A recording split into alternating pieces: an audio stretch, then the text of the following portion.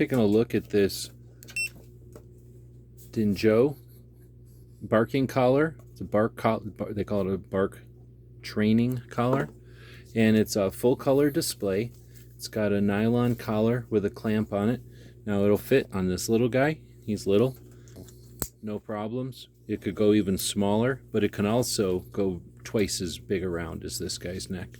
So it's pretty easy to use. It's got these two probes, or whatever you want to call these things, and it comes with a couple of different sizes. Then there's also rubber things you can put over there, and you've got the power button, so you can turn it off. That turned it off, and now we'll turn it back on. All right, and now we have the sensitivity button over on this side, and there's where we can go choose how we're going to work this. It's either going to be just noise, it's going to be noise or just vibration, or noise and vibration, which was what I use. And then you can do noise, vibration, and it does have electric shock. So as long as you put it on this one, or this one, no electric shock. And then we have this number over here, the sensitivity. At 0, it's for testing. So I can say, woof, woof, woof. Woof, woof, woof. And it goes through the cycle. And you can touch it there to see what the electric jolt is like. And it's sort of like touching a 9-volt battery. So that's the setting for, or the 0 is the testing mode. But 1 is not very sensitive. If you have a loud barker, or you only want to stop a dog from barking once in a while.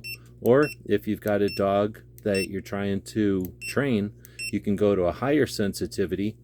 Bark, bark, bark. I'm not going to be able to do it loud enough for this to trigger, but that vibration and noise will trigger it, and in this case it's going to do noise and vibration. And that's enough to stop the barking. It's enough to cause a sensation and a consistent sensation that isn't appealing. It doesn't hurt him, it doesn't cause stress, but it's not appealing. And this way, I usually set it around 6 if he's going to be alone. And he doesn't like being alone, so he'll make a bunch of noises.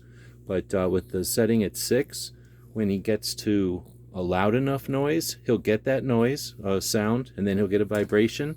And then he knows that he gets that every time he barks, and he'll stop barking. So it works pretty well without causing much trauma. And definitely I don't need the shock part. I think other types of dogs might need that.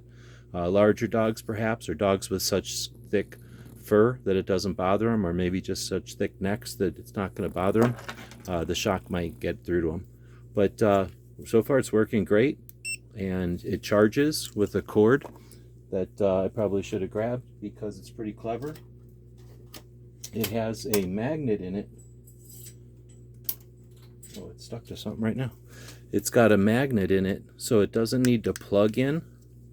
It just aligns itself with the back of the unit, and that's just magnetized on there to charge it. And it just uses USB. So far I'm really impressed. This little guy barked a lot when he was left alone, and with his barking collar, he only barks once or twice, and then he stops, and he's starting to learn that he doesn't need to bark, and that people still come back to him. So it's working pretty well as a training collar. Hope this helps.